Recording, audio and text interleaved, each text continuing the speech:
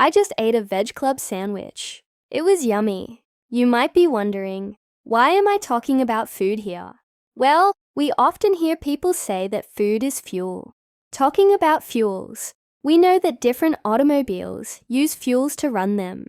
Let's consider an example of a car. A car has an internal combustion engine, in which the fuel is burnt in the presence of oxygen, which liberates energy that drives the car.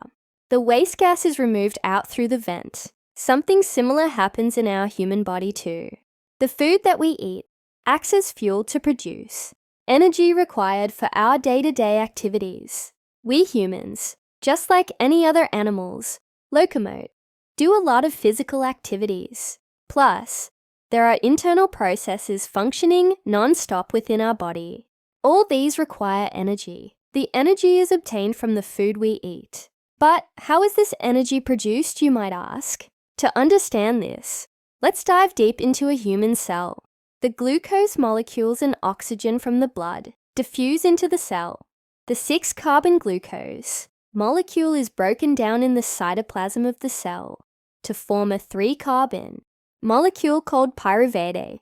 This breakdown of glucose liberates energy in the form of ATP, adenosine triphosphate, and the process is called glycolysis. Glycolysis is a Greek word where glycos means sweet and lysis means splitting.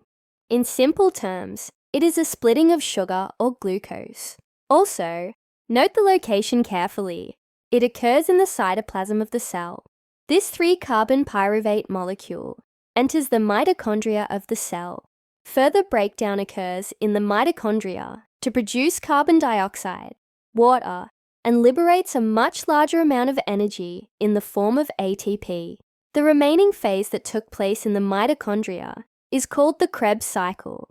This is the reason why mitochondria is called the powerhouse of the cell, and ATP the energy currency of the cell. Thus, we say that respiration is a chemical process by which glucose is broken down to produce energy. Some important things to notice here are that respiration is a cellular process, meaning it occurs within a cell. Since this process takes place in the presence of oxygen, we call it aerobic respiration.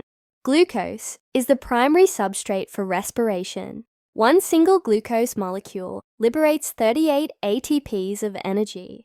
Did you notice? Carbon dioxide gas is released in this process. This carbon dioxide diffuses back into the blood and is exchanged in the alveoli of the lungs and exhaled out of the body. So now you know why the air that we exhale has a higher proportion of carbon dioxide. Is respiration and breathing the same? Breathing is one step of respiration and is a physical process where the air is taken in and given out. But respiration is a chemical process involving many steps that takes place at a cellular level. So just like the engine burns the fuel to liberate energy, the food that we eat acts as a fuel to liberate energy through the process of respiration.